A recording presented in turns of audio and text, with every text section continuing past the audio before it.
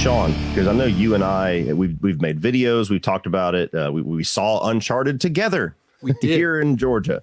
As far as video game adaptations, does it feel like this is going to be one that kind of changes how they're looked at? What's so different about it that makes it succeed where the others have failed?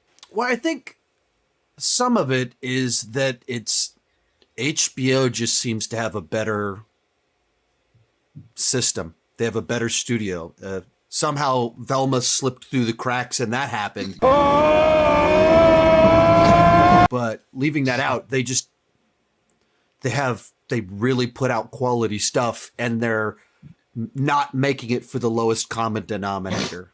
They're making shows for adults. And therefore, if you're just writing for people that you don't think are dumb, that you think are emotionally mature, you write better characters, you write more complex characters, you have more interesting scenarios.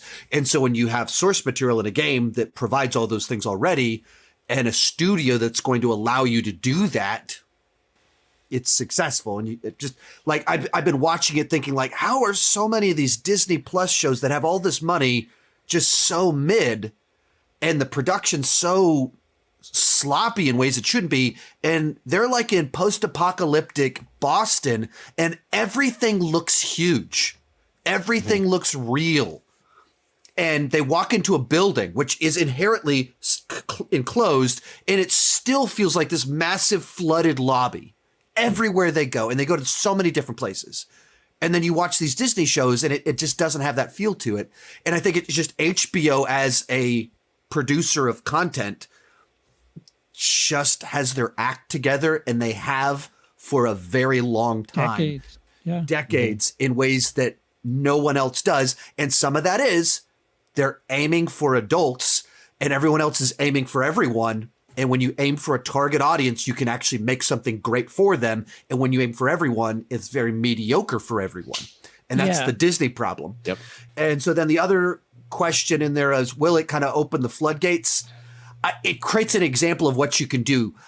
It probably indicates that a lot of video games translate better to TV shows than they do to movies, because they're inherently kind of episodic. They have levels, and there's just different sequences that you go through, and that's an episode, rather than when you try and squish it all into a movie, you're just squishing it. You're losing so much with the way that especially video games are now, that they're so big that they don't translate great into a movie because there's so much simplifying.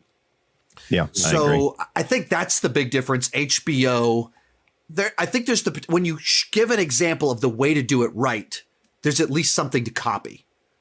And I think that could be what this is. But I mean, it just feels like on a totally different category than pretty much every adaptation we've had up to this point in time. It's actually prestige television, and it's a video game adaptation. We've never had anything remotely like that before.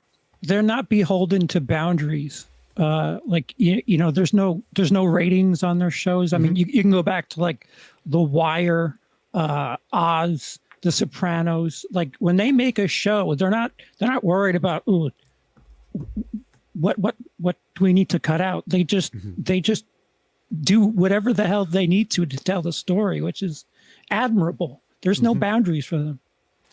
And it's weird to me that they've consistently been doing this now over 20 years, and they haven't really faltered. They've always had something that's the top thing. And you look at Netflix, and they've been streaming, and they should have no boundaries, or they should have that freedom because their monetization isn't tied to ads. And they haven't really figured it out. They've got a couple in there that really work, but a lot of them, they haven't figured it out. Obviously, Disney Plus, I think Andor fits into that category, but that feels like a blip. Like, how did that even happen? How did that get through? Then everything else is this other weird thing that they something's wrong in their productions. I think Disney restricts itself to a degree. Sorry, Zach.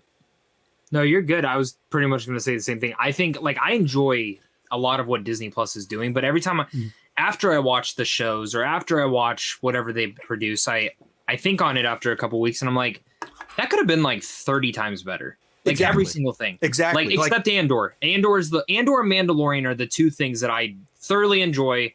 I'm not disappointed by each time, but like like what is it? I guess She-Hulk, because I think that was the last Marvel series.